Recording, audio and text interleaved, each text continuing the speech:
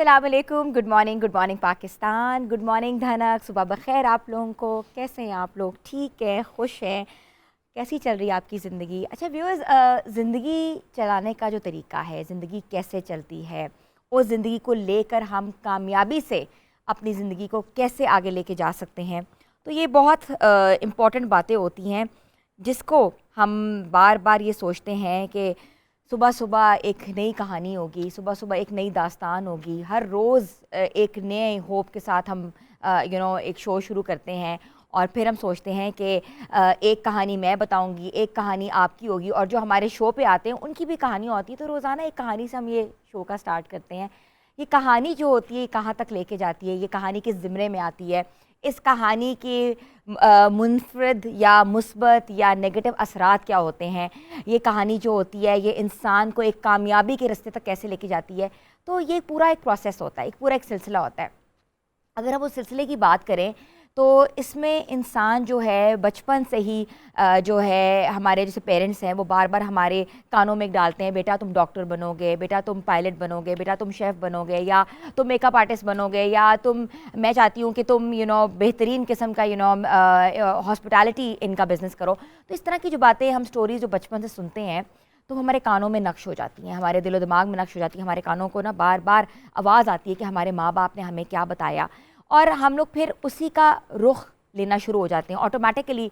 वो जो हम देख रहे होते हैं, जो सुन रहे होते हैं, और हमारी आंखों के आगे भी वो आ रहा होता है। जैसे हम गूगल करने से पहले जो हम सोचते हैं तो ऑटोमेटिकली हमारे फ़ोन में आ जाता है कि हमने बहुत बार देखा है। तो इसी तरीके से माइंड भी ऐसे ही काम करता है, जहन भी ऐसे ही काम करता है। तो बचपन की जो स्टोरीज़ होती हैं वो एक कामयाब स्टोरीज़ कैसे बने, बचपन की जो स्टोरीज़ होती हैं, कुछ यादें होती हैं, उसको कामयाबी के रास्ते तक कैसे लेके जाया जाए। तो एक कामयाब इंसान के पीछे कितनी मुश्किलात होती हैं, कितने लंबे मराहिल होते हैं, कितने मुख्तलिफ़ किस्म की दास्तानें होती हैं। तो वो तो हम कहते हैं ना एक शॉर्ट और क्रिस्प स्टोरी है, मगर उसकी इम्प्लीमेंटेशन कैसे की जाए, उसकी इम्प्लीमेंटेशन में क्या क्या करना चाहिए। अगर हमारा प्रोफेशन जो है, हमारा काम जो है, और हमारी जो मेहनत जो है वो एक मॉरल स्टोरी बन के सामने आए तो एक कामयाब इंसान कहा जाता है। तो वो जो मॉरल स्टोरी होती है वो एक कामयाब इंसान तभी होता है जब वो एक जगह पहुंच जाता है, या वो सोशल मीडिया का स्टार होता है, या अपनी ज़िंदगी का स्टार होता है, या वो अच्छा कमा रहा होता है, या अच्छा अपने बच्चों को खिला रहा होता है, या एक अच्छी तालीम व तरबियत के ज़िम्मे में वो आता है, तो वो एक अच्छा कामयाब इंसान तस्वर किया जाता है। तो यहाँ बुलंदी पर जाने के बहुत से पैरामीटर्स होते हैं। बुलंदी पर जाने के पैरामीटर्स जो हैं वो आपके बचपन से ही शुरू हो जाते हैं, वो एक बड़े होने तक वो पैरामीटर्स के साथ हम चलते हैं। और इन पैरामीटर्स को हम अपने जहनों में तभी नशीं कर सकते हैं जब हम बचपन से ही छोटे छोटे स्टेप्स लेके आगे चलें। तो आज जो हमारा प्रोग्राम है वो कामयाबी के नाम है कि कामयाबी और शोहरत दो आपस में कैसे इंटरलिंक हो सकते हैं। कामयाब इंसान जो है वो शोहरत कैसे पा सकता है, क्या शोहरत जो है वो कामयाबी के ज़िम्मे में आती है, या कामयाबी है वही हो सकता है जो शोहरत पजीर हो या उसको शोहरत मिली हो। तो ये जो चीज़ें आज इसके बारे में हम डिस्कस करेंगे। और बचपन की याद की जब बात आती है तो बचपन की यादों में बहुत सी चीज़ें आती हैं। बचपन की यादों में सबसे पहले होता है कि हम अपनी मदर्स को देखते थे, हम अपनी सहेलियों को देखते थे, या हम अपनी सहेलियों की माँओं को देखते थे, अपनी खालाओं को देखते थे, अपनी फुफियों को देखते थे, जिस तरह वो तैयार होती थी, जिस तरह वो अच्छी लगती थी, तो अच्छा मेकअप करती थी, अच्छे बाल बनाती थी, अच्छा ड्रेस करती थी। तो वो ये कामयाबी होती है कि भाई ये कितना कामयाब इंसान है, कितना अच्छी इसकी पर्सनैलिटी है, कितना अच्छा नज़र आता है, कितना ये कॉन्फिडेंट है अपनी लाइफ के अंदर। तो ये भी एक कामयाबी है। कामयाबी का ये मतलब नहीं किसी के पास बहुत ज़्यादा बैंक बैलेंस हो, या बहुत ज़्यादा रुपया हो, या बड़ी गाड़ी हो, बड़ा घर हो, तो वही कामयाब इंसान है। सेटिस्फैक्शन को भी कामयाबी कहते हैं, कंटेंटमेंट भी कामयाबी होती है। तो छोटे छोटे पैरामीटर्स को लेके हमने सोचा कि आज हम अपना शो डिज़ाइन करें और आपको बताएं कि भाई किसी ने घर में बिल्कुल अपने शौहरों को तंग नहीं करना। भाई तुम कामयाब इंसान ही हो कि तुम कम कमाते हो, या तुम कामयाब इंसान ही हो तुम्हारी जॉब उस पोजीशन पे नहीं आई, या तुम जो कामयाब इंसान हो तुम मुझे बड़ी गाड़ी लेके नहीं दे सके, या तुम कामयाब इंसान हो तुमने मुझे बड़ा घर नहीं दिलवाया। ऐसा बिल्कुल नहीं है। कामयाब इंसान वही है जो कि मुतमईन हो अपने प्रोफेशन के हिसाब से, अपनी शोहरत के हिसाब से, अपने किसी ना किसी भी इंडिविजुअलिटी के हिसाब से जितना कॉन्फिडेंट होगा उतना ही कामयाब होगा। तो आज हम सबसे पहले हम बात करेंगे किचन में हमारी जो कामयाबी है वो यही होती है कि अच्छा खाना पकाएं, अपने घर वालों को अच्छा खिलाएं, और तभी औरत की कामयाबी यही होती है कि औरत जो है वो किचन में कितनी कामयाब है। तो हम रुख करेंगे नाज़िश का। अस्सलाम वालेकुम नाज़िश। वालेकुम सलाम, कैसी हैं आप? मैं ठीक हूँ, आप कैसी हैं? बिल्कुल ठीक ठाक। नाज़िश, सबसे पहले मुझे बताएं कि क्या आप किचन में कामयाब हैं?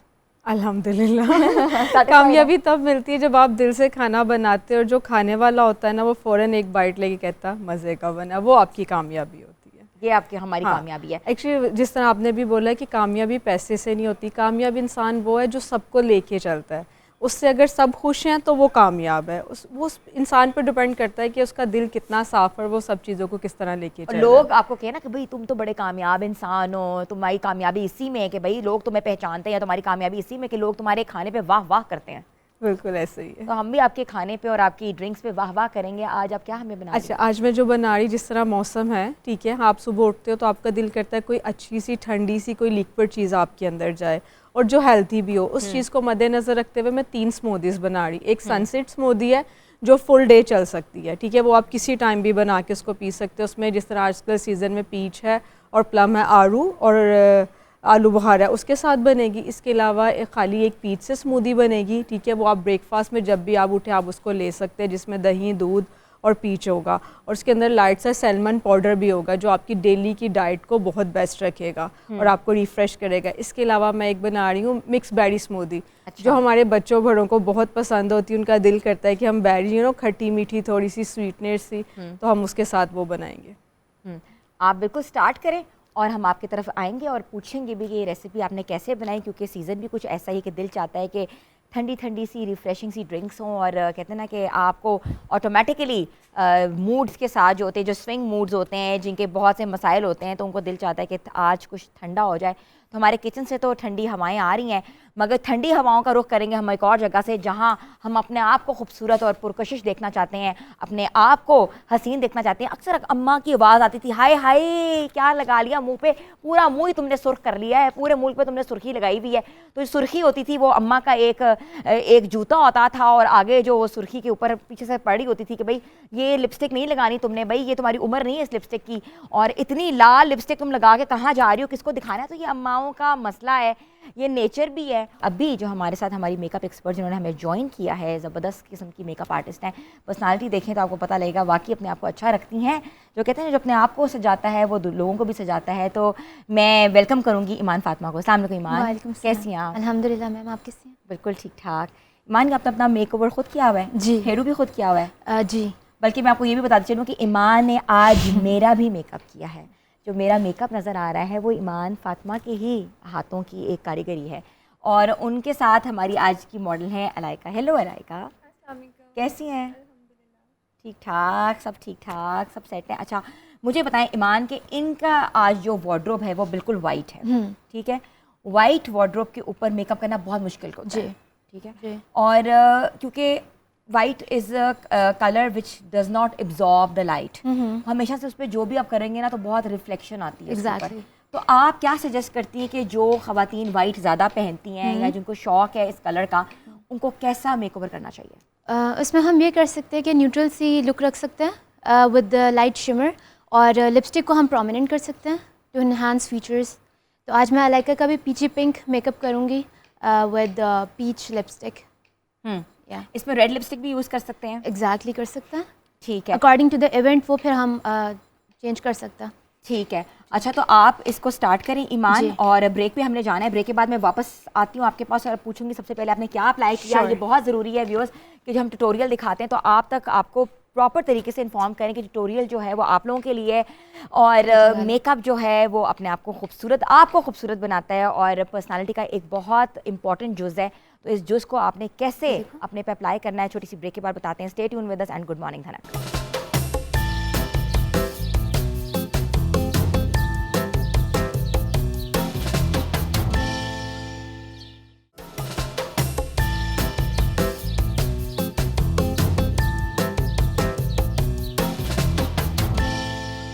Welcome back viewers. तो मेकअप के जो ट्रेंड्स हैं वो उनको समझना बहुत ज़रूरी है कि हर मौसम के हिसाब से, हर कुछ अरसे के हिसाब से मेकअप ट्रेंड्स बदलते हैं। और कहते हैं ना कि जिस तरह 6 महीने के बाद आपकी ड्रेसिंग सेंस बदलती है, उस तरह मेकअप के ट्रेंड्स भी बदलना उसी लिहाज से ज़रूरी है। ईमान, थोड़ा सा आप साथ साथ मेकअप क्रिएट कर रही हैं, लोग क्रिएट करिए, मुझे साथ साथ बताना चाहें कि मेकअप के जो ट्रेंड्स हैं आपके नज़दीक वो क्या हैं? मेकअप में the thing that is trending is less is more. जितना कम मेकअप हो, जितना मिनिमल हो, उतना ही मॉडर्नाइज लुक आती है। ठीक है। यस और अलाइका का भी मैंने पीची पिंक लुक की है अकॉर्डिंग टू द ड्रेस, और दिस इज़ पार्टी लुक। ये हम यूनिवर्सिटी में भी कर सकते हैं या डेली रूटीन में भी कर सकते हैं ये makeup.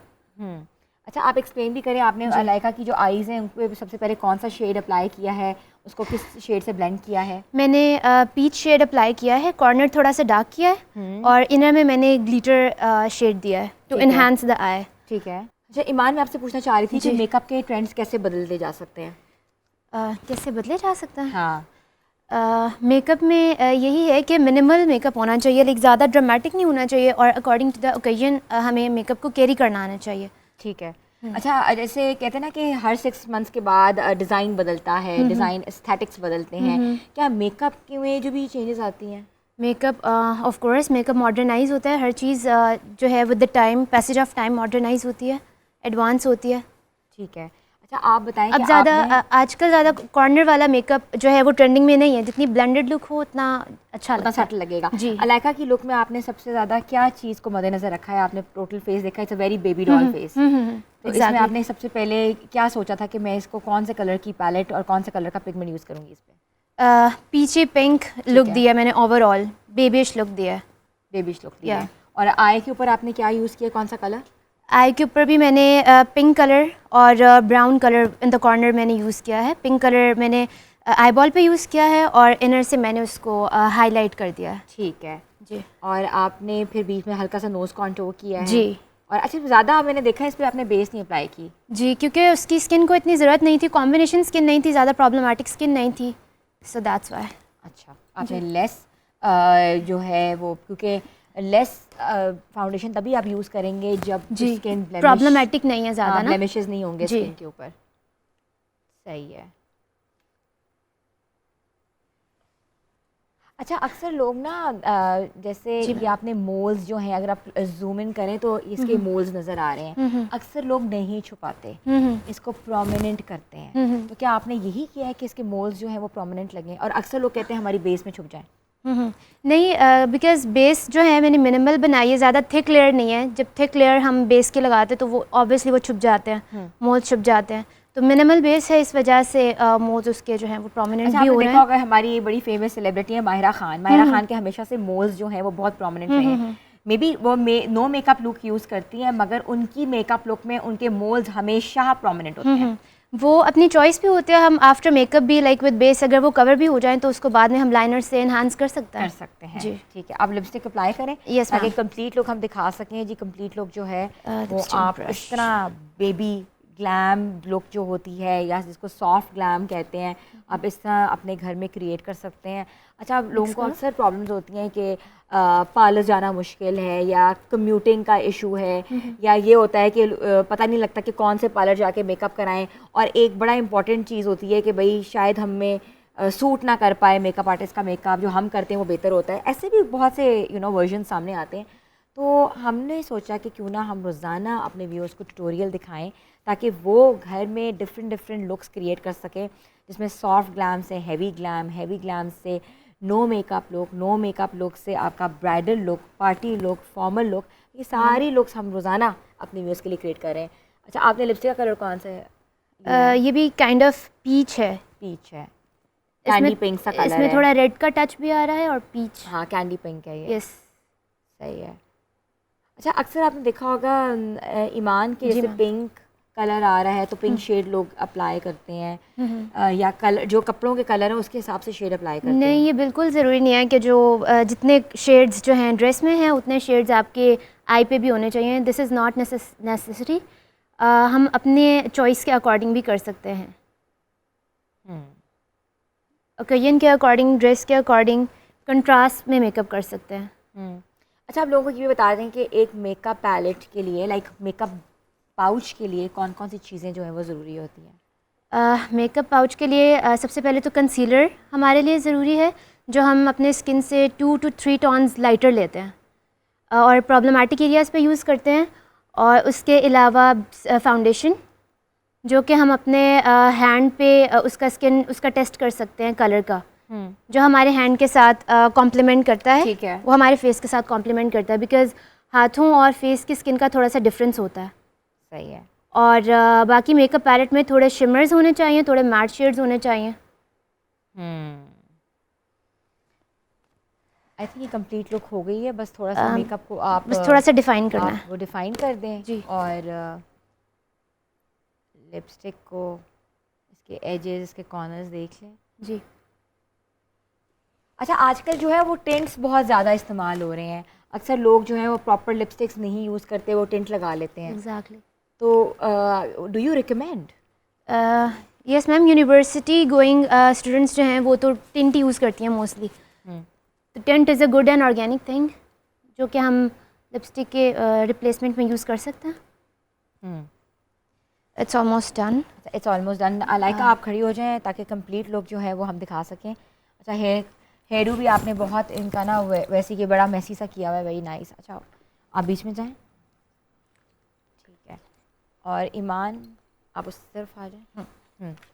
This is the complete look views. तो कंप्लीट लुक में यू कैन सी कि अगर आपने किसी भी कैजुअल फंक्शन पे जाना है और किसी भी कोई यूनिवर्सिटी फंक्शन है, किसी की बर्थडे है या कोई ऐसा ओकेजन है जिसमें ज़्यादा पॉपिंग आउट लुक ना हो, तो उसकी कैजुअल लुक जो है हमने आपको बताई कि कैजुअल लुक आप इस तरह कैरी ऑन कर सकते हैं और किसी इवेंट में जाके यू कैन फील कॉन्फिडेंट। और जो कामयाबी का जो हम बार बार टॉपिक जो बात कर रहे हैं ना कि कामयाब इंसान कौन है, कामयाब इंसान वही है जो कि सेटिस्फाइड अपनी लाइफ से, चाहे वो एक हाउसवाइफ हो, चाहे वो एक प्रोफेशनल हो, चाहे वो कि ऐसा लेमैन हो कि जो कि अपना काम कर रहे हैं और अपने काम में वो कॉन्फिडेंस फील कर रहे हैं कि येस आई एम कॉन्फिडेंट। तो आज जो अलाइका की लुक नज़र आई है, Alaika, are you confident about your look? Yeah, I'm always confident. You're always confident. Yeah. So that's मतलब कि that's how you think that you are a very a कामयाब sort of a person. Like कामयाब means you are successful. तो success की जो पहचान होती है वो यही है। अच्छा ईमान, people who want to contact you or come over to your studio, आप अपना इंस्टाग्राम पेज, अपने आप सोशल मीडिया हैंडलिंग बता दें। ठीक है, इंस्टाग्राम पे आप मुझे रीच आउट कर सकते हैं imanism_1 के नाम से। और हमारा रिव्यू लेवल का डिस्काउंट है हमारे सैलून पे 50% ऑफ है on all services, makeup and hair services. So yeah you can contact me there. तो व्यूअर्स, अगर आपको ये लुक पसंद आई है और इवन कि आपने दूसरी सर्विसेज लेनी है तो आप प्लीज़ जाके लॉग ऑन करें पेज पे और आप जाएं और सर्विसेज लें और डिस्काउंट्स अवेल करें। अच्छा, हम जहाँ बात कर रहे थे व्यूअर्स कामयाबी की, तो मुसलसल मेहनत के बावजूद भी हमें लगता है कि हम सेटिस्फाइड नहीं है या हम कामयाबी के उस ज़िम्रे में नहीं आते। और अक्सर ये भी लगता है कि एक बुलंदी पे पहुँच के हम ये भी महसूस करते हैं कि पहले हम क्या थे, अब क्या हैं हम। तो कामयाब इंसान कौन है? और आज जो हमारे मेहमान ख़ास हैं वो भी कामयाब इंसान हैं और कामयाबी की बुलंदी उन्होंने छुई हुई है और जिस तरह इस प्रोसेस से आगे आए हैं वो प्रोसेस आपको बताएंगे और रिवील करेंगे छोटी सी ब्रेक के बाद। Stay tune with us and good morning धनक।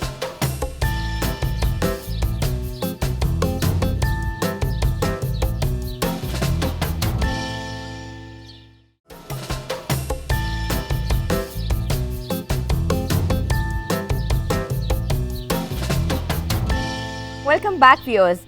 सोशल मीडिया और इंटरनेट ने अगर कुछ ज़िंदगियों पर नेगेटिव और पॉजिटिव असरात छोड़े हैं, मगर ऐसे भी लोग हैं जिन्होंने सोशल मीडिया के ज़रिए कामयाबी हासिल किया और उनकी बहुत ही प्रोवोकिंग किस्म की स्टोरीज़ हैं। तो आज जिससे हम स्टोरीज सुनेंगे वो पाकिस्तान का बहुत बड़ा नाम है। आप उनको सोशल मीडिया पे तो बहुत देखते हैं और मेन स्ट्रीम मीडिया पे भी वो छाए हुए हैं। तो आज के हमारे मेहमान ख़ास हैं फ़हद शहबाज साहब।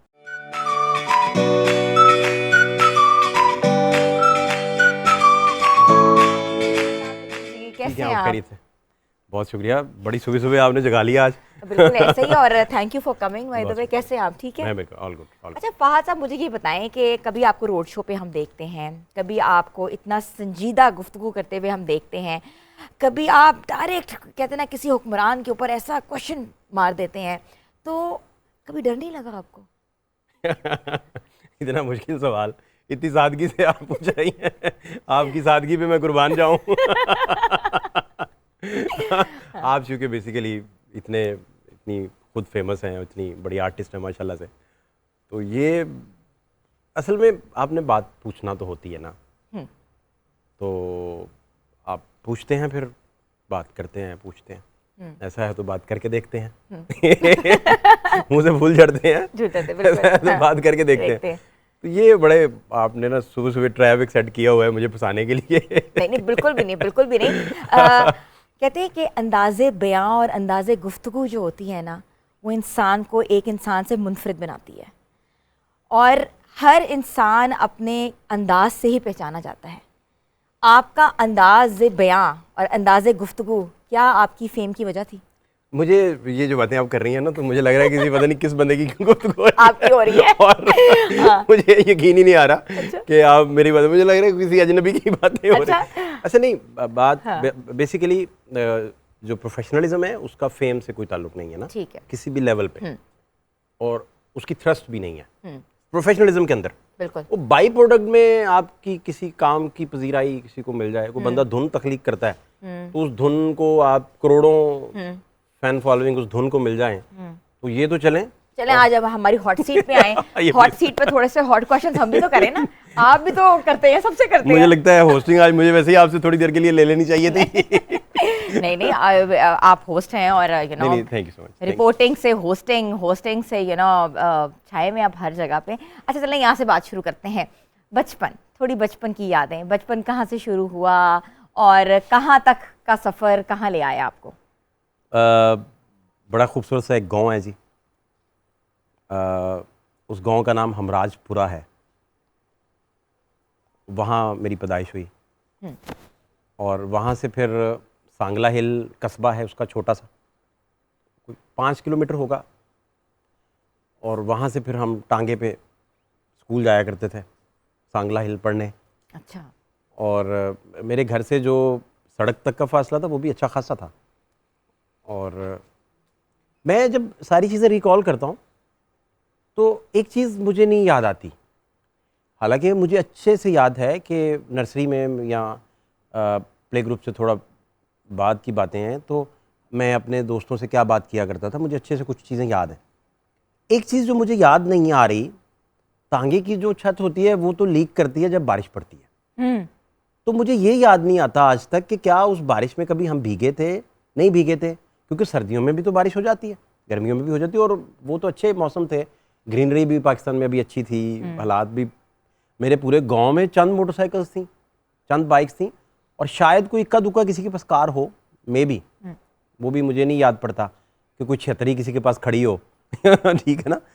तो ये उस दौर की हम बात कर रहे हैं, जो रूरल एरिया जो हमारा गाँव की साइड। तो वो मैं अक्सर सरप्राइज़ होता हूँ सोच के कि मुझे नहीं याद पड़ता कि वो तांगे के उस सफ़र में, जिसे अब भी मैं याद करते हुए, दो टांगों का मुकाबला होता था, एक जीते का टांगा था, एक घोगे का टांगा था, तो हम गोगा लवर टांगे वाले थे। अच्छा। तो हम कहते थे कि ये जीता और बग्गी जो है ये हार जाएंगे। हाँ। और हमारा जो घोड़ा है वो ज़्यादा ज़बरदस्त है और चॉकलेटी कलर का घोड़ा था। अच्छा। तो वो अक्सर मैच पड़ जाता था कि आप जा रहे हैं तो पिछला टांगा आपको ओवरटेक करने की कोशिश करता है, तो वो बड़ी उसमें अच्छी मज़ेदार कहानियाँ छुपी हुई हैं।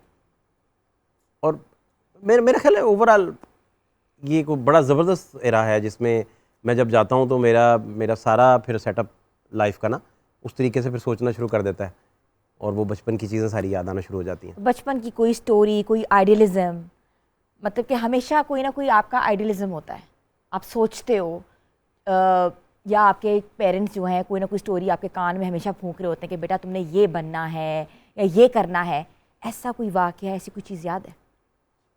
मुझे ये तो नहीं अंदाज़ा कि उन दिनों में पेरेंट्स के साथ मेरा क्या इंटरेक्शन था या क्या गुफ्तगू थी बेसिकली। मुझे इतना पता है कि मेरी अम्मा जो हैं वो उन्हें पढ़ाने का बहुत शौक़ था, बेबे मेरी जो हैं, तो वो अब भी वो पढ़ने का बड़ा दर्स देती हैं, अब भी कहती हैं पढ़ लें, ये कर लें, वो कर लें, अखबारें देखें, ये करें, वो बहुत ज़्यादा। तो वो गांव से उठ के मेरे साथ, तो वो शहर में मेरे साथ चले गई, और मुझे 5th क्लास में उन्होंने वहाँ का जो बेस्ट अंग्रेज़ी का टीचर था, और वो अल्लाह ताला गरीक रहमत करे वफ़ात पा गए, बड़ी यंग एज में चले गए, अदरीस साहब उनका नाम, और उनके पास सिर्फ ग्रेजुएशन के स्टूडेंट्स पढ़ते थे। अच्छा। और मास्टर्स के। तो ये लेवल था। तो वो 5th क्लास में मुझे उनके पास छोड़ आई। वो मुझे याद है अच्छे से कि उनकी एक बैठक थी, बैठक नुमा उनका घर था, और वो गली के एक नुक्कड़ पे था, और वहाँ बेबे ने नॉक किया तो अदरीस साहब बाहर आए, तो पढ़ा रहे थे क्लास, तो वो हैरान हुए देख के कि आप जी बताइए। तो वो मैं छोटा सा 5वीं क्लास में, तो इसको रखें और पढ़ाएं। उन्होंने कहा मैं तो ग्रेजुएशन पढ़ाता हूँ। नहीं नहीं, अगर ये ग्रेजुएशन के बच्चों का मुकाबला ना करे तो ना पढ़ाएं। अच्छा, हाँ हाँ व्हाट अ विजन। हाँ हाँ, ये बात कर दी। अब हमें सिस्टर जर्मेन ने पढ़ाया हुआ था अंग्रेज़ी, और उन्होंने 5th क्लास तक सेंटेंसेस वगैरह और ये सारी चीज़ें हमें, और क्योंकि सेंट एंथनी उधर हमारा था स्कूल जो था, स्कूल, तो वो अच्छी बेस सिस्टर ने बना दी मुझे। उनकी फेस आज भी याद है। मेरी बाद में मुलाकात ना हो सकी, 5th के बाद तो मेरी मुलाकात ना हुई। तो अदरीस साहब ने फिर क्या किया कि हमें बिठा दिया उधर, और फिर वो सिलसिला चल पड़ा। तो मैं उनके सिर्फ मैं बता रहा हूँ कि पेरेंट्स का, अच्छा यहाँ से एक नाता और है, बड़ा अहम नाता है। वो ये है कि जब मैं 6th क्लास में था, तो 6th क्लास में मैं डिबेट्स का कंपटीशन जब जीत रहा था, तो मेरे साथ एक दोस्त है तैयब मोटा, उसका नाम है। तो तैयब मुझे कहता है कि आपने क्या करना है नेक्स्ट लाइफ में। तो मैंने तैयब से कहा कि यहाँ चीज़ें पब्लिश होती हैं, यहाँ वो नशर होती हैं, तीसरी कोई बात मुझे समझ नहीं आती। और मैंने उसे कहा मुझे लगता है कि मैं गज़ल टाइम किया करूँगा इस्लामाबाद सेंटर से। और एक गांव में बैठे हुए, इस्लामाबाद सेंटर मेरे जहन में कैसे था, हम चूँकि सैरबिन वगैरह सुनते थे, रेडियो लवर थे, तो शायद हाँ बिल्कुल, सैरबिन बहुत एक बड़ा हाँ, प्रोमिनेंट प्रोग्राम में से एक क्या प्रोग्राम बात था। है, हाँ। क्या बात। तो शायद ये वजह थी। और उन दिनों का म्यूज़िक भी जितना मुझे याद है, मेरे पास बड़ी अच्छी केसेट्स थी मेरी अम्मा अब्बा की, बहुत ज़बरदस्त। वो वॉकमैन वगैरह भी थे, सारा कुछ था, बड़े अच्छे से अवेलेबल था। और अब्बा बाहर से कुछ टेप्स लाए थे बड़ी ज़बरदस्त, तो उसमें हम रेगुलर फिर गाने सुना करते थे। अच्छा, और वो उसमें किशोर साहब को सुना करते थे, लता जी को सुना करते थे, मुकेश साहब, मेहदी हसन, और उसमें नूर जहाँ की कोई केसर मुझे नहीं याद, अच्छा, कुदरती तौर पर। हालांकि मैं बड़ा उनका बाद में लवर रहा, और बड़ा मैं, तो ये मैं आपको गांव के हालात। तो आप म्यूजिक लवर हैं? बहुत ज़्यादा, बहुत ज़्यादा। एक्स्ट्राऑर्डिनरी। अच्छा, हाँ बहुत ज़्यादा। मुझे लगता है कि बहुत ज़्यादा वो मेरा बड़ा गहरा नाता है धुन के साथ, मौसीकी के साथ। सितार मेरा फेवरेट है, वायलिन फेवरेट है मेरा, और वो इतने नाम है कि मुझे तो शायद आधों के नाम भी ना आते तो हो। आपने लता जी को ही क्यों सुना? लता जी जो है वो मुझे लगता है कि कायनात में उनसे बेहतर कोई नहीं, इस पूरी कायनात में। और उनकी जो खूबसूरती है लता जी की, वो मुझे लगता है कि बहुत सारे लोग इधर बहस करते हैं रेंज ज़्यादा है, कम है, रेंज ज़्यादा। वो तो हाई नोट्स पे जाके वापस आ जाती हैं, पता नहीं चलने देती। रेंज का ये आलम है उनके यहाँ। अच्छा, और जिस खूबसूरती से वो म्यूज़िक गाती नहीं है, वो पेंट करती हैं, और वर्सटैलिटी की इंतहा है उनके यहाँ, मैंने जो देखा है। इस मोड़ से जाते हैं कुछ सुस्त कदम रस्ते, एमन राग में है मेरा ख्याल है ये। इसकी आप बुनदकारी देखें, डफली वाले देखें, 2 इंतहाएँ हैं। हमने सनम को ख़त लिखा देखें, एक और इंतहा है। तो वो एक वर्सटैलिटी की मेरा नहीं ख्याल तो इतना। ये तो इंतहा आज हम भी देख रहे हैं। अच्छा, एक बात और जो बड़ी मज़ेदार है थैंक यू सो मच एक और बड़ी बात, लोग लवर हैं किशोर साहब के, रफ़ी साहब के, अच्छी बात है। अब क्या करते हैं वो, आपकी आंखों में कितने वो क्या है उनका, आपकी आंखों में महके हुए से ख्वाब हैं, आपसे भी खूबसूरत आपके अंदाज हैं। अच्छा, अब क्या करते हैं, किशोर जी आए हैं ना, पूरा जोर लगा के उन्होंने सेट किया माहौल, तो लता जी आती हैं तो ख़त्म कर देती हैं सब कुछ। इसी तरह ही वो रफ़ी के साथ करती हैं। बहुत कम जगहों पे ऐसा हुआ है कि बहुत गहरा मैच पड़ गया हो, लेकिन मैंने देखा वो जब अपनी ओपनिंग करती हैं तो वो, मैं क्या बताऊँ आपको, क्या। तो ये इंस्पिरेशन थी कहीं ना कहीं। Oh yes, this was an inspiration. यहाँ से we can extract the things out of it, by the way. Yes yes. वो मेरा ख्याल है कि इसमें एक डीएनए में मेरी वालिदा मौसीकी के साथ बड़ी उनको रग़बत है, वालिद को बहुत है। फैमिली में मेरे मामू जो हैं कुछ, वो मेरी वालिदा के घराने में, उनको बड़ा अच्छा है लिटरेरी। मेरे जो ताया अब्बा थे वो शायरी शुरी करते थे खुद, अब्बा लिखते थे, तो वो अच्छा। शायद ये वजूहात भी होंगी हाँ। कि वो मुझे मारा भी करते थे और लिखा भी करते थे हाँ सही है। तो ये अब नहीं पता कि पहले मारते थे या पहले लिखते थे तो ये आपकी एक वो बचपन की यादें हैं, इट्स फाइन। हाँ जी, हाँ जी। कहते हैं कि मार से ही इंसान जो है जगह पहुंचता है, और फिर आपको याद आती है कि जो मार थी वो बहुत मुफीद थी। हाँ, मार बड़ी मुफीद थी, लेकिन वो अब्बा तो, उनका नाम मैंने हलाकू खान रखा हुआ है। अब्बा तो बहुत शदीद मारते हैं, ओए होए होए होए होए, वो तो कान पकड़वा लेते होते थे। और गांव में किसने छुड़वाने आना है, हाँ। गाँव तो सारे तशद्दुद पसंद था। अच्छा, सही है। उधर किसी ने चढ़वाना है। हाँ। वो तो खुश होते थे कि यार इसको मार पड़नी चाहिए। हाँ। तो मैं मेरा ख्याल स्पोर्ट्स में इसी वजह से ना जा सका कि अब्बा को नहीं पसंद था कि स्पोर्ट्स वगैरह, और वो स्पोर्ट्स लवर नहीं है, वो बिल्कुल भी नहीं है, अच्छा। आज के दिन तक नहीं है। अच्छा। वो मैच देखने बैठ जाए तो हम उनको कहते हैं कि आप ना देखें मैच। पाकिस्तानी टीम का जो जिस तरह वो हाँ बिल्कुल देख रहे होते हैं। हाँ। और मैं अभी बयान नहीं कर सकता क्योंकि वो कौमी हीरोज हैं सारे। तो अब्बा तो क्या बात है, वो तो मैचलेस। बिल्कुल ऐसा ही है। करियर के हवाले से हम बात करेंगे आपसे। छोटी सी ब्रेक पे जाने इजाजत है, ब्रेक पे चले जाएं। मैं छोटी सी ब्रेक पे जाना है, ब्रेक के बाद वापस आते हैं। Stay tune with us and good morning धनक।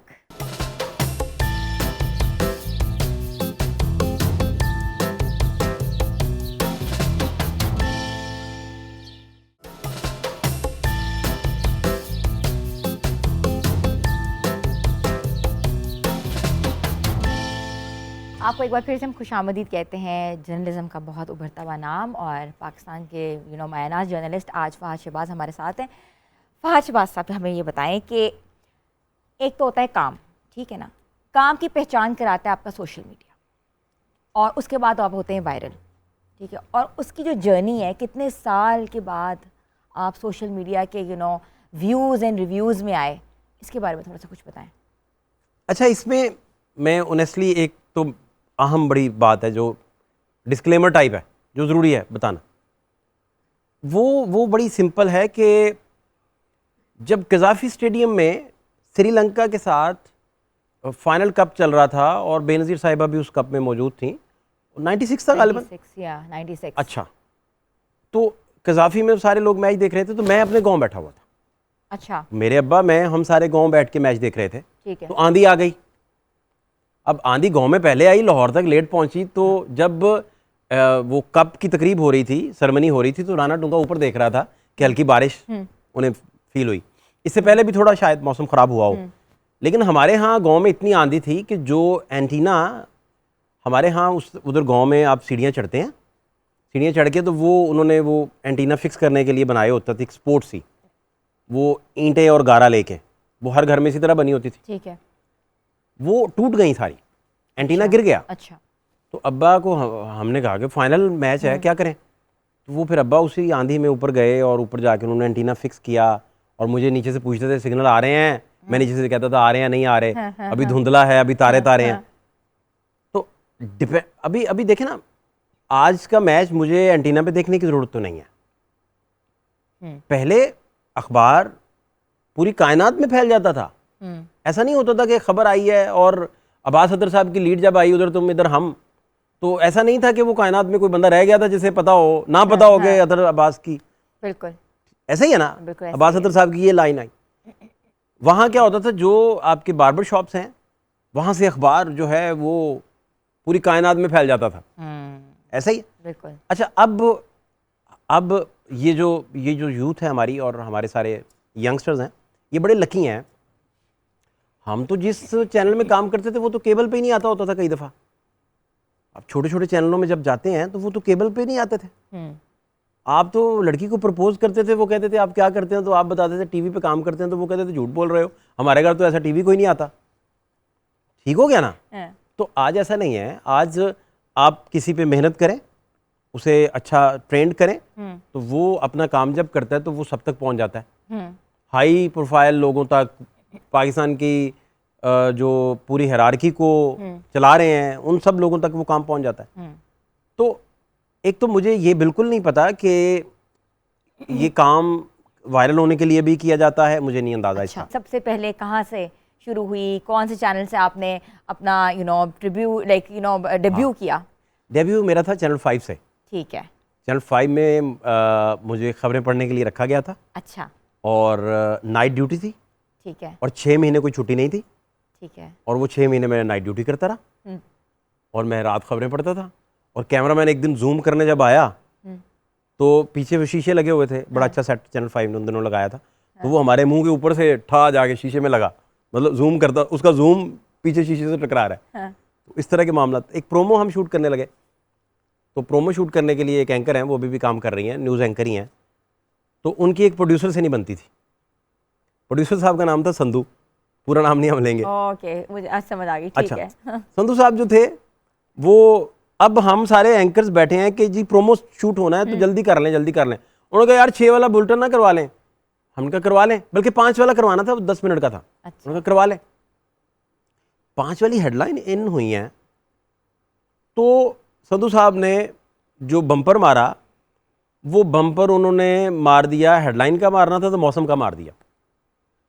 अब मौसम का बम्पर लग गया। अच्छा, ठीक है। एंकर स्टैंडिंग में खड़ी थी, तो एंकर ने ना इस तरह करके, तो टीज करने के लिए या थोड़ा एक्सप्रेस करने के लिए खुद को, तो वो ऐसे ऐसे थोड़ा सा झूमने लग गई। लाइव नहीं, उसके सामने तो बम्पर कटा हुआ है। अच्छा, ठीक है। उन्होंने इतने पैनिक हुए कि उन्होंने एंकर कट कर दिया, तो एंकर तो डांस कर रहे हैं। और ये लाइव चला गया। अब आगे चले। अब वो कहती है अब मौसम का सूरत हाल, क्योंकि मौसम का बम्पर था, नाचते नाचते कह रही है मौसम का सूरत हाल, तो इन्होंने हेडलाइन का बम्पर मार दिया। अच्छा। अच्छा। वो सारी टीम नीचे उतर गई, प्रोडक्शन वाली। हाँ। उन्होंने कहा वो फलां साहब जो है ना वो बड़े गुस्से वाले हैं, ऑनर है वन ऑफ दी, हाँ। तो उन्होंने बहुत डांटना है, तो वो टीम ही भाग गई निकल के। तो बाद में पता नहीं कब आई, क्या बना फिर। अच्छा, तो इस तरह की बड़ी यहाँ मजेदार स्टार्ट किया आपने। चैनल 5। हाँ जी। उसके बाद आप कब आए प्रोग्रामिंग के अंदर? हाँ, प्रोग्रामिंग मुझे चैनल 5 से मेरा अगला स्टॉप था रॉयल टीवी। ठीक है। अच्छा, रॉयल टीवी उन दिनों बड़ा अच्छा जा रहा था, बड़ा बेहतर था, और वकला बहाली तहरीक में भी उसने बड़ा रोल प्ले किया था, मतलब अच्छी ट्रांसमिशन उन्होंने की थी।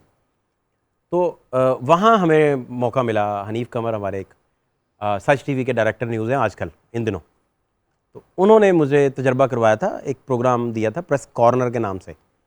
वो मॉर्निंग का था शो, ठीक है। और मॉर्निंग शो में वो 5 दिन होता था हफ्ते में, और उसमें आप पूरा राउंड अप कर देते थे, सम अप कर देते थे, पिछले हालात, कल वाले हालात का भी और आने वाले कुछ। तो वो शो था बेसिकली। वहाँ से फिर आहिस्ता आहिस्ता काम या इस चलता रहा, बढ़ता हाँ, रहा। ये आप कह सकते अच्छा, तो इतनी लंबी जर्नी आपकी है, मतलब कि शो, हाँ जी, मतलब कि लोग समझते हैं कि ये तो बस अभी आए हैं और अभी वायरल हो गए हैं और बाइक पकड़ते हैं और सड़कों पे निकल जाते हैं, पर इसके पीछे कितने सालों की जर्नी है? मेरा करियर शुरू हुआ था जी 2010 में शुरू हुआ था, और 24 आ गया, तो ये तकरीबन ऑलमोस्ट 15 ईयर्स तो हो गए। 15 ईयर्स हो गए। अच्छा, वैसे ही कभी कोई मोहब्बत हुई? मोहब्बत मुझे हर रोज़ हो जाती है, और अपने मुझे जितने भी मेरा हल्का अहबाब है, हाँ। मैं उनका बड़ा अच्छे से ख्याल चुके रखता हूँ, तो वो तो डेली आपका नया दिन होता है। ये तो गोलमोल हाँ, स्टेटमेंट है। ठीक है। हाँ, ओरिजिनल बताया ना कि कभी ख़वातीन, कोई ऐसी ख़वातीन आपकी ज़िंदगी में शामिल हुई? अब मेरा नहीं ख्याल मैं कभी इस लेवल पे जा सका हूँ कि मुझे कोई मेरे जैसे नकारा बंदे को कोई कहे कि मुझे आप पसंद हैं। मोहब्बत की शादी की? नहीं नहीं, और ये प्योरली हाँ जी अरेंज मैरिज थी, बिल्कुल। इसमें कोई मेरे जो अपना अब्बा के ये दोस्त हैं बड़े करीबी, और उनकी ये साहबजादी हैं। मेरी शादी इनसे 2015 में हुई थी, और मेरे अपना ज़ैनब हैं 7 साल की हो गई हैं। अच्छा, माशाल्लाह। और इब्राहिम जो हैं वो 3 साल के हुए हैं। अभी 8 सितंबर को इंशाल्लाह वो 3 साल के हो जाएंगे इंशाल्लाह ताला। तो वो सारा दिन आपस में लड़ते रहते हैं। इब्राहिम कम बोलता है, अभी वो बोलने की तरफ नहीं आ रहा, और बड़ा कम बोलता है बहुत। उसने कुछ टूटे फूटे लफ्ज़ बोलने अभी सीखे हैं। हाँ। तो वो जो गुफ्तगू करता है वो बड़ी फिर मज़ेदार है, 2-4 लफ्ज़ों की। और एक दिन उसने बोला कुछ हफ्ता डेढ़ पहले, पापा आ जाओ, तो ये मुझे बड़ा अच्छा लगा। और जैसे ज़ैनब वो छिपकली देख ले तो चिकली कहती है उसे, अभी भी चिकली, वो मुझे बड़ा अच्छा लगता है। फिर मैं कहता हूँ कि इनके ना लफ्ज़ ठीक ना करवाएं। हाँ। मैं वजह बताता हूँ। ये ख्वाजा सलमान रफ़ीक जेल में चले गए, ख्वाजा साद रफ़ीक भी जेल में थे। बिल्कुल बिल्कुल। तो मैंने इंटरव्यू किया जेल के बाद, तो मैंने उनसे पूछा कि आपने जेल में मिस क्या किया। तो उन्होंने कहा यार मैं जब जेल में था तो मेरी बेटी जो है वो तोतली बोलती थी, अब मैं जब वापस आया तो वो ठीक बोलती है, तो मैंने इतना मिस कर रहा हूँ उसको यार, मैं उसका बचपन कहाँ से लाऊं। ब्रेक के बाद वापस आते हैं। Stay tune with us and good morning धनक।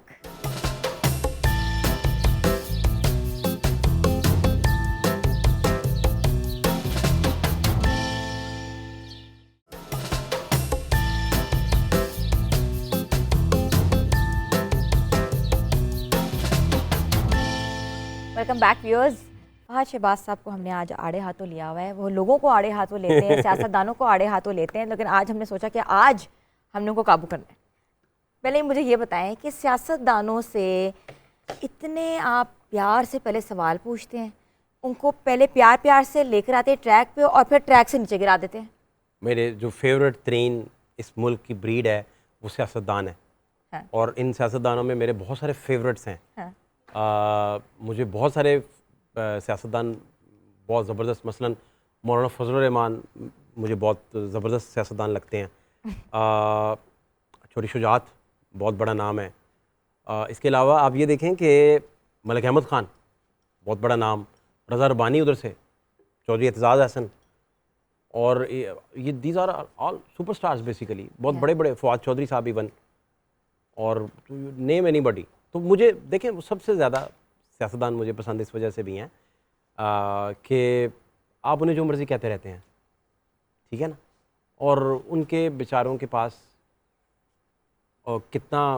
कितनी उनके पास स्ट्रेंथ है, कितनी पावर है, फैसला साजी में वो कितने, तो ये आपके सामने भी रोज़े रोशन की तरह यहाँ है, कुछ थोड़ा बहुत मुझे भी पता है।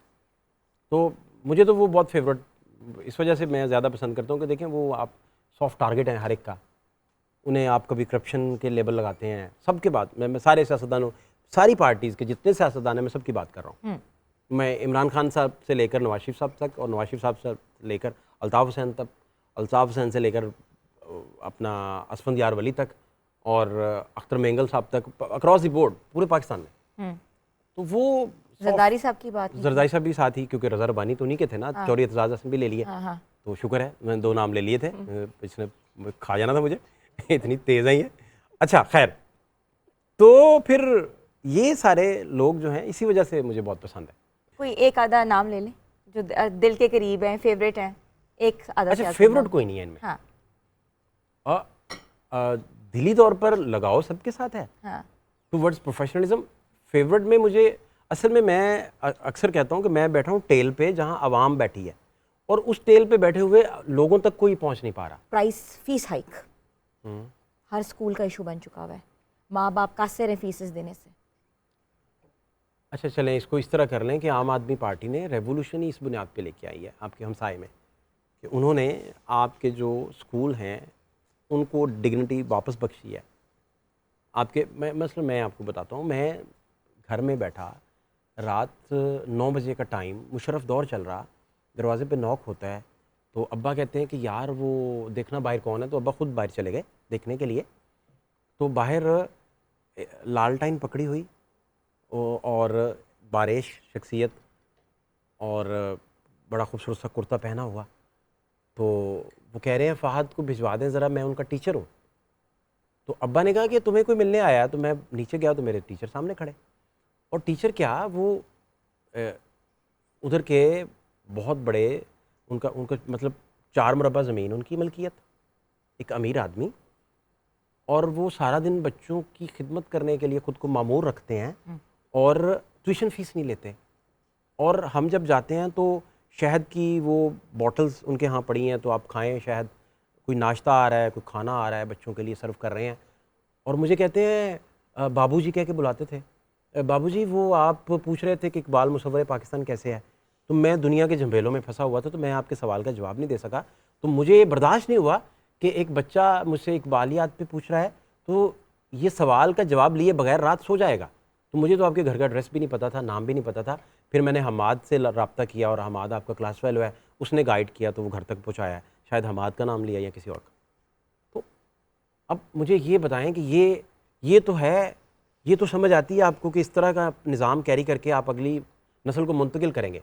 और अगर नौसरबाजी आप करेंगे सारा दिन, और बच्चों को ये सिखाएंगे कि दौलत कैसे कमानी है और नौसरबाजी कैसे करनी है और टेक्निक्स क्या होती हैं, और आप बस कमा लें और या लूट लें या कमा लें, नहीं तो गन पॉइंट पे लूट लाएं, तो आप 3-4 मीडियम्स देंगे, पढ़ाएंगे नहीं। और अब पॉपुलर नैरेटिव जो टीवीज़ पे चल रहा है, पॉपुलर नैरेटिव, मुझे पता है कि मेरे घर वालों ने क्या क्या चीज़ें बेचीं और हमें यहाँ तक पढ़ाया। वो क्या था, शहर में आकर पढ़ने वाले भूल गए, किसकी माँ ने कितना जेवर बेचा था। अगर शेर कोई गलत हो जाए तो उसकी मैं माफ़, किसकी माँ ने कितना जेवर, ठीक है। तो वो हकीकत थी। हमारे वालिदैन ने अपने जेवरात बेच के, अपने घर बेच के तालीम पे इन्वेस्टमेंट करते थे। उनके लिए प्राइमरीली आज भी तालीम है। वो कहते थे कि यार हर चीज़, मुझे पता है उन्होंने क्या क्या सफरिंग्स की हैं, और इसी तरह मेरे अपने दोस्तों के, कुलीग्स के, लोगों के घरों में वालिदैन ने, उन्होंने क्या क्या सफरिंग करके बच्चों को पढ़ाया, यहाँ तक पहुँचाया। तो स्टेट आपकी जिम्मेदारी ना ले, वो कहे जी बहुत अच्छा चल रहा है और करोड़ों बच्चा बाहर आपके सड़कों पे हो, बिल्कुल। तो फिर अल्लाह के हवाले है, फिर और क्या कह सकते हैं। ये था हमारा लाइव प्रोग्राम। यहाँ से आज हम देखा फहद शहबाज को लाइव ये प्रोग्राम करते हुए, और इसके साथ साथ अभी हम थोड़ा सा इनसे लाइटर नोट पे बात करेंगे कि इनको शायरी से कितना लगाव है, कौन कौन से शोरा हैं जिनको ये पढ़ते हैं, सुनते हैं और उनके ही अंदाज़े गुफ्तगू, अंदाज़े बयां करते हैं। वो है कि पिछले पहर का सन्नाटा था, तारा तारा जाग रहा था, पत्थर की दीवार से लगकर आईना तुझे देख रहा था, बालों में थी रात की रानी, माथे पे दिन का राजा था, एक रुखसार पे जुल्फ गिरी थी, एक रुखसार पे चांद खिला था, हल्की सी जगमग शीशे में होंठों का साया पड़ता था, चंद्र किरण थी उंगली उंगली, नाखून नाखून हीरा सा था, एक पैर में फूल सी जूती, एक पैर सारा नंगा था, तेरे आगे शम्मा धरी थी, शम्मा के आगे एक साया था, तेरे साये की लहरों को मेरा साया काट रहा था, यूं गुजरी वो रात के जैसे एक ही लम्हा गुजरा था, पत्थर का वो शहर भी क्या था, शहर के नीचे शहर बसा था, आँख भी पत्थर दिल भी पत्थर, पत्ता पत्ता पत्थर का था, खिड़की के धुंधले शीशों पर दो चेहरों का अक्स जमा था, अब मैं समझा, अब याद आया तो उस दिन क्यों चुप चुप सा था, और यादों की सीढ़ी से नासिर रात एक साया सा उतरा था, एक साये के पैर थे गायब, एक का सारा हाथ कटा था, तेरे साथ तेरे हमराही, मेरे साथ मेरा रास्ता था, मुझको और कहीं जाना था, बस यूं ही रास्ता भूल गया था, किस किस बात को रोए नासिर, अपना कहना ही इतना था, मैंने जब लिखना सीखा था पहले तेरा नाम लिखा था। तो ये वाह वाह, नासिर खान, ये इसमें कोई गलती वलती हो गई हो तो मुझे माफ ये नासिर कीजिएगा। काज़मी साहब। नासिर काज़मी, उदासी के बिताज बादशाह, क्या बात है, नीयत शौक भर न जाए कहीं, वाह तू भी दिल से उतर न जाए कहीं, वाह। ना मिला कर उदास लोगों से, हुस्न तेरा बिखर न जाए कहीं, हैं? तो आज देखा है उसको देर के बाद, आज का दिन गुजर न जाए कहीं। वाह, आओ कुछ देर रो ही लेना, सिर्फ कुछ इस तरह का है ना, फिर ये दरिया उतर ना जाए कहीं, नीयत शौक भर ना जाए कहीं। तो नासिर साहब की क्या बात है जी, वो तो क्या क्या खूबसूरत शायर। फैज साहब, हाय, रात दिल में तेरी खोई हुई याद आई, जैसे वीराने में चुपके से बाहर आ जाए। ये तो गाया भी है। क्या बात, रात यूं दिल में तेरी खोई हुई याद आई, आई। जैसे वीराने में चुपके से बाहर आ जाए, जैसे सहराओं में हौले से चले बाद नसीम, जैसे बीमार को बेवजह करार आ जाए। क्या फैज साहब की तो क्या बात, उनका आंचल है, रुखसार है कि पैराहन है, कुछ तो है कि हुई जाती है चिलमन रंगी। अहमद फराज साहब, फराज कहते हैं कि आज फिर गंदुम के सिलसिले में फराज, किसी खुदा ने मेरी खुल्द बेच डाली है। तो फराज की क्या बात है। फराज क्या बात है, फराज आईना तुझको क्या है, वो सिलसिले तोड़ गया सभी जाते जाते, वरना इतने तो मरासिम थे क्या आते जाते, उसकी वो जाने उसे पासे वफा था कि ना था, तुम फराज अपनी तरफ से तो निभाते जाते। क्या मजबूरी बयान की है उन्होंने। ब्रेक पे जाना है, ब्रेक के बाद वापस आते हैं। अभी फहद शहबाज जो है हमारे साथ हैं। Stay tune with us and good morning धनक।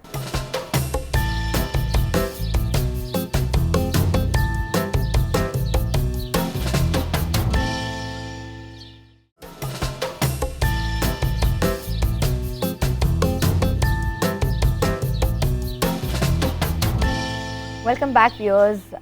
सबसे पहले हम अब रुख करेंगे किचन का, और किचन में हमारे साथ हैं नादिश। अस्सलाम वालेकुम नादिश। वालेकुम सलाम। कैसी हैं आप? मैं ठीक हूँ, आप कैसी हैं? बिल्कुल ठीक ठाक। इतनी गर्मा गर्म खबरें हो रही थी, हमने सोचा कि क्यों ना हम थोड़ा सी रिफ्रेशिंग जूसेस के साथ फहद साहब को सारा सर्व भी करें, ताकि वो थोड़ा सा अपना ज़रा कहते हैं टोन ज़रा हल्का नीचे कर लें, ठंडे हो जाए। तो नादिश आपने क्या बनाया है? अच्छा, आज जो मैंने बनाया है, ये जो मेरे हाथ में है, ये सनसेट स्मूदी है, जो कि ब्रेकफास्ट के लिए या ऑल डे के लिए सबसे बेस्ट स्मूदी है। इसमें क्या किया मैंने, इसमें मैंने पाइनएप्पल जूस लिया है। पाइनएप्पल जूस के साथ मैंने इसके अंदर, क्योंकि सीज़न में पीच और प्लम बहुत ज़्यादा है, आरू और आलू बुखारा बहुत ज़्यादा है, मैंने उन्हें ऐड किया, इक्वल क्वांटिटी में तीनों चीज़ों को ऐड किया। आइस ऐड किया, शुगर वगैरह कुछ ऐड नहीं किया, क्योंकि सबकी अपनी एक स्वीटनेस होती है। इसको अच्छे से ब्लेंड किया और उसको सर्व कर दिया। Very nice. और बिल्कुल आप इसको टेस्ट करें और बताएं आपको कैसा लग रहा है। और जो सर टेस्ट कर रहे हैं, ये नाम क्या लेते हैं, मिक्स बेरी स्मूदी है। इसके लिए मैंने क्या किया, जब सीजन्स में बेरी थी ना, मैंने सब बेरीज को लेके मैंने फ्रीज कर लिया। जब वो फ्रोजन हो गई तो पूरे टेस्ट प्लेजेंट क्यों है, इतना प्लेजेंट कैसे टेस्ट है? सर एक्चुअली इसके अंदर सारी बेरीज हैं, इसमें फालसा भी है। नहीं फिर भी इतना प्लेजेंट इन्होंने, मेरा ख्याल बड़ा अच्छा फार्मूला है इनका। बेरीज मैं भी बनवाऊँ या इस तरह करूँ तो वो इतना अच्छा नहीं बनता। अच्छा, क्या बात है, बहुत अच्छी भाई, वेरी वेल डन, बहुत अच्छी, बहुत इसका अच्छी, मतलब है कि कमाल है, यूज कमाल है ना, वो कमाल है। कामयाब हो गया। आप बड़ी मुश्किल से सिर्फ रोक के तो मैंने कहा कि मैं इन्वॉल्व कर लूँ, मैं तो नहीं, सारा आप पीता पिए रहता पिए। अच्छा, आप कभी किचन में जाते हैं, हेल्प कराते हैं अपनी वाइफ की? मैं बहुत अच्छी कुकिंग करता हूँ, वाइफ की हेल्प नहीं करवा पाता। मैं अर्ज़ करता हूँ, अर्ज़ ये है कि मैं चूँकि आउट ऑफ स्टेशन रहा हूँ, मसलन मेरी सारी ज़िंदगी हॉस्टल्स में गुजरी है, ठीक है। मैं लाहौर था, पढ़ रहा था, तो फैमिली सारी गाँव में थी। ठीक है। फैमिली सारी लाहौर आ गई तो मैं इस्लामाबाद चला गया, तो मैं उधर भी फिर अकेला था।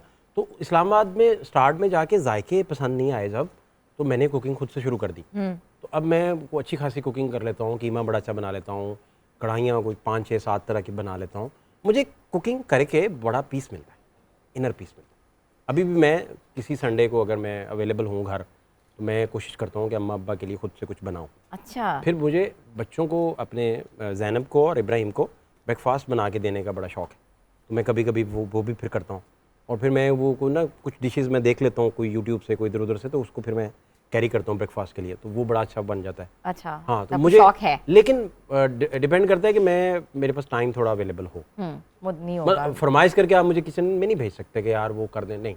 ये मैंने अवेलेबल होना है, मैंने फिर सबको या मूड इकट्ठा होना है करना है, आपका। और मैंने ये तय करना है कि मैंने कुकिंग करनी है, तो फिर ये इस तरह है। वैसे भी मुझे मैं घर 2, 3, 4 बजे तक भी अगर नहीं पहुंचता तो मुझे घर से कोई कॉल नहीं आता कि आपके तरह, उन्हें पता है कि रूटीन में मैं इन्फॉर्म कर देता हूँ। इस वजह से वो मुझे फिर शुक्र है कि फोर्सफुल वाला मामला नहीं है कि भैया आपने करना ही है। चले, वेरी नाइस, वेरी शुक्र अल्हम्दुलिल्लाह कि ये तो बड़ा अच्छा एक जेस्चर होता है कि आपको कुकिंग आनी चाहिए in the time of distress. Bye the वे, हाँ, ऑमलेट में मैं कुछ चीज़ें डाल के, कुछ चीज़ ऑमलेट टाइप, पता नहीं क्या क्या, उसको मैं नए डिज़ाइन और नई रेसिपीज़ बना देता हूँ। वो कहते हैं ये तो, वो कहती है मेरी आंखें क्लोपेट्रा से मिलती हैं, मैं कहता हूँ तेरी आंखें तो आपस में नहीं मिलती। तो इस तरह का कोई ना कोई शुक्र लगा लेते हैं। अब आपकी फैमिली आपके साथ रहती है? हाँ, गाँव रहती है? मैं अब्बा के साथ रहता हूँ, इधर लाहौर ही। ठीक है, हाँ जी, अब आगे में मैं अब्बा के साथ रहता हूँ। अच्छा, और हिटलर अब्बा है, शेर है पूरा। उस बंदे के साथ यारी लगाना दुनिया का मुश्किल काम है। खतरनाक आदमी है, डेंजर बंदा है, कोई पता नहीं चलता किस लम्हे अब्बा बन जाता है। मेरी अब्बा जो हैं वो मेरे जो वालिद ख़ास तौर पे, वो क्योंकि मेहमान नवाज बहुत एक्सट्रीम है, और दूसरा मैंने देखा वो दिल के बहुत खुले हैं। और तीसरी जो सबसे अच्छी आदत है, जो कोई मांगे भी तो शायद उसे ना मिले, मैंने अपने अब्बा को कभी परेशान नहीं देखा। मसलन वो जिस लम्हे में है उसी में जी रहे हैं, ना वो माजी में होते हैं ना वो मुस्तकबिल में होते हैं। ये बड़ी अजीब बात है। अब इसको मैंने औलिया अल्लाह और बाकी तहरीरें पढ़ के इधर से देखा तो पता चला कि ये कोई साहिब हाल लोगों की कोई डेफिनेशन थी और उस पर कोई पूरा उतरते हैं। तो मैं बड़ा हैरान हुआ कि ये देखें क्या क्वालिटी है कि आपको माजी का भी पेशेंस बहुत होता था पहले लोगों हाँ हाँ, माजी का भी फिक्र ना हो। एक बंदा था, वो अडयाला जेल का सुप्रीडेंट था, क्योंकि आजकल अडयाला में गिरफ्तारियाँ हो रही हैं ना। अडयाला का सुप्रीडेंट था और उसने नवाज शरीफ साहब जब अडयाला में आए तो उनको चाय पानी सर्व किया बड़े अच्छे से, ठीक है। वो उसको इन्होंने मुअत्तल कर दिया। मुअत्तल इसकी कोई इतला टीवी तक ना आई। मेरा एक दोस्त है, वो वजीर जेल खाना जात को मिलने जा रहा है, वजीर को मिलने जा रहा है, और वो वजीर साहब अपने कैबिन में बैठे हुए हैं कमरे में। तो जो ही दरवाज़ा खोल रहा है तो वो वजीर जेल खाना जात गालियाँ निकाल रहे हैं और उसी बंदे को गालियाँ निकाल रहे हैं। मेरे दोस्त ने मुझे आके कहा कि यार ये मुअत्तल कर दिया उसने। तो वो कह रहा था कि ये गालियाँ दे दो, इसको फ़र्क करो। मैंने खबर फ्लैश कर दी। अब वो तस्दीक वाला दोस्त है ना, इंफॉर्मेशन आ गई आपके वो पास, तस्दीक वाला दोस्त इस तरह है कि you have a source, you have a source। अब वो मिनिस्टर सामने बैठा गालियाँ दे रहा है, मैंने खबर फ्लैश कर दी। अब उस पर ड्रामा क्या लगा, उस पर ये ड्रामा लगा कि जितने दुनिया भर के चैनल्स थे उन्होंने इसकी तरदीद चला दी कि कोई भी वो जो हमारे पास सुप्रीडेंट है उसे हम नहीं हटा रहे उहदे से। क्लीन चिट दे दी, क्लीन चिट दे दी, क्लीन चिट दे दी। ठीक है। अगले दिन अखबारों ने भी कैरी कर दिया क्लीन चिट, क्लीन चिट। 24 घंटे बाद जाके पता चला कि वो उसको फारिग किया, फारिग कर दिया है। इसका मतलब आपकी खबर छोटी सी खबर कई दफ़ा आपका वो पतंगड़। सबसे मुश्किल इंटरव्यू कौन सा था आज तक आपने जब भी लिया, बहुत मुश्किल हुआ आपके लिए, उसके बाद आपको लगा कि यार ये बहुत ही मेरे लिए? मेरे ख्याल चौधरी एतजाज़ एहसन का, चौधरी एतजाज़ एहसन का सबसे टफ था। अच्छा। हाँ, वो बाउंसर आगे से मार रहे थे, वो तो पकड़े नहीं जा रहे थे उस दिन और गुस्से में थे। उन्होंने मेरा रज़ा रुबानी वाला इंटरव्यू देखा था। हाँ। देखते उन्होंने कहा कि मैं भागूंगा नहीं, मैं इधर ही खड़ा हूँ, तू रज़ा रुबानी वाला इंटरव्यू भी करके आया तो पूछ, जा पूछना है। तो वो टफ तरीन इंटरव्यू था। अच्छा। और मुझे ये भी था कि वो कानूनी माहिर हैं, मैं इंटरव्यू करते किसी को हर्ट नहीं करना चाह रहा होता और मैंने पूछना भी होता है, ये दोनों चीज़ें साथ हैं। मैं किसी को इंटरव्यू का मकसद किसी को लेट डाउन करना नहीं है। हाँ, बिल्कुल। इंटरव्यू किसी की दिल आज़ारी नहीं होती, किसी की बिल्कुल हजीमत ऐसे ही नहीं है। हो सकती। हाँ, बिल्कुल ऐसे ही। अच्छा, मुझे बताएं कि ये अगस्त का महीना है, सेलिब्रेशन का महीना होता है, इंडिपेंडेंस का होता है महीना, तो इसमें एक जज्बा है मोहब्बत हुब्बुल वतनी आपके वैसे ही ऑटोमेटिकली आपके अंदर आ जाता है। Being a Pakistani, coming Pakistan को कैसा देख रहे हैं? बीइंग अ जर्नलिस्ट, क्या समझते हैं कि आगे वाली आने वाली नस्ल जो है इस पाकिस्तान के लिए क्या कर सकती है? Any message you want to give? मुझे मेरा ख्याल है कि पाकिस्तान से जो मेरी मोहब्बत है, जो इश्क है, वो मुझे नहीं लगता कि कोई पाकिस्तान में कोई दूसरा बंदा इतना इश्क करता हो पाकिस्तान से। एक तो मैं ये बताऊँ आपको, मेरा इश्क सबसे मुनफरद है, सबसे जुदा है अपनी धरती के साथ। नंबर एक बात। नंबर दो, मैं पाकिस्तान के लिए बहुत ज़्यादा पुरुमीद हूँ और इसके रोशन मुस्तकबिल का मुझे एग्जैक्टली इदराक है कि वो आके रहना है, बिल्कुल आके रहना है। और इसको ठीक करने का एक ही तरीका है कि जहाँ जहाँ जो बैठा है वो अपना काम ठीक कर दे। मैं जहाँ बैठा हूँ, आप जहाँ बैठे हैं, अपना अपना काम अगर आप ईमानदारी से कर दें, ठीक कर दें और इदारे चेक एंड बैलेंस रखें, विक्टिमाइजेशन यहाँ बंद हो जाए, रूल ऑफ लॉ हो जाए, जंगल का कानून ना रहे, किसी को लगे भी ना, कोई हमें ताना भी ना मारे कि आपके यहाँ तो जंगल का कानून है, और इंटरनेशनल दुनिया भी माने कि भाई इधर आइन जो है उसकी अमलदारी है, उसी पर इम्प्लीमेंट हो रहा है, तो फिर इससे बड़ी जन्नत कोई नहीं है। और अगर आप इसकी रिवर्स कर दें तो फिर आप देख लें। नहीं, it's a very positive and very good message from you. तो पहले मैं थैंक यू करूँगी नाजिश का। Nazish, thank you for making wonderful and scrumptious juices by the way, and thank you so much Thank you so साहब। much, thank you. आपके आने का कहते हैं ना कि एक नज़रिया और एक जो विज़न होता है वो इंसान को बिल्कुल मुनफरद बनाता है। और जो आप कर रहे हैं जर्नलिज्म, और जर्नलिज्म का एक अपना एक बहुत बड़ा, it's a fourth pillar of the state, और इस जो फोर्थ पिलर होती है उसकी बहुत अहम रिस्पॉन्सिबिलिटी होती है कि अपनी स्टेट को कैसे एक पॉजिटिव तरीके से एक मैसेज कन्वे कर सके, जो कि आप कर रहे हैं। आप पॉजिटिव भी करते हैं, आप सार्कास्टिक भी करते हैं, और आप एक मुनफरद अंदाज में भी करते हैं। तो आपका अंदाज़ बयां जो है वैसे ही लोगों के दिलों में है। तो आज हमने सोचा कि वही अंदाज़ बयां हम आपसे यहाँ अपने शो में लाइव जो है वही कुछ करवा सकें। But you prove out to be like the one you are always on the screen. बहुत शुक्रिया।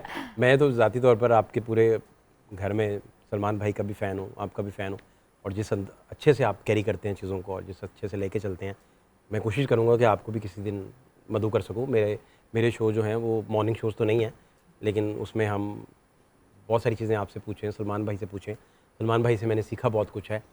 और मुझे जब दुनिया टीवी ने अवार्ड दिया best anchor of the year का, तो वो मेरी खुशकिस्मती थी कि सलमान भाई को पहले पता था और उन्हें को 2 घंटे पहले पता चल चुका था। और वो मुझे छेड़ रहे थे, उन्होंने कहते कितने नंबर पे तू आएगा, कितने नंबर पे आओगे? तो मैंने कहा नहीं भाई मुझे नहीं पता, तो मुझे वाकई नहीं पता। और मैं कोई नंबरों की गेम वाले में था भी नहीं। अच्छा, डायना वर्ड था? हाँ, क्या वर्ड था वो? एक तो डायना वर्ड भी तो था ना? नहीं, वो था, इन्होंने प्रोग्राम तमाशा को दिया था दुनिया टीवी में, उसकी पहली सालगिरह जब लाहौर में उसकी थी, तो तब ये फरवरी में मियां साहब ने दिया था। मियां साहब, तो वो सलमान भाई ने फिर उसकी अनाउंसमेंट करके, क्योंकि वो पाकिस्तान के सबसे बेस्ट अनाउंसर हैं। अभी भी मैं अर्ज़ करूँ आपको सलमान भाई का, मैं आपको बताऊँ कि यकीन करें वो लिफ्ट जिस दिन फंस गई, हाँ ठीक है, बिल्कुल, मेरे खुदाया कोई एंकर इतना भी एक्यूरेट हो सकता है कि उसने 9-10 घंटे तो मैंने देखा उनको जब फंस गई थी। अच्छा, 9-10 घंटे सलमान भाई को पानी नहीं पी रहे, कोई इनटेक नहीं है फूड का, और एनर्जी से बैठे हैं। और इस तरह की जो मैंने देखी हैं खसूसियात, वो तो मोहम्मद जुनैद में देखी है ना। मोहम्मद जुनैद बड़े ज़बरदस्त हैं, वो एथलीट भी हैं, और लेकिन जो लफ्ज़ों का ये खेल खेलते हैं, फिर इनकी वर्सटैलिटी का ये आलम है कि जो क्रिकेट को ये कवर करते हैं, बिल्कुल, और फिर जो ट्वीट्स पे ये प्यारी प्यारी बातें करते हैं। तो सलमान भाई क्या बात है आपकी सर, क्या बात, क्या बात। Thank you so much Fahd साहब आने का और हमारे प्रोग्राम को खूबसूरत बनाने का, अपनी बातों से, अपने अंदाज से। व्यूअर्स, प्रोग्राम का वक्त ख़त्म हुआ। आप देखते रहिए, पसंद करते रहिए धनक।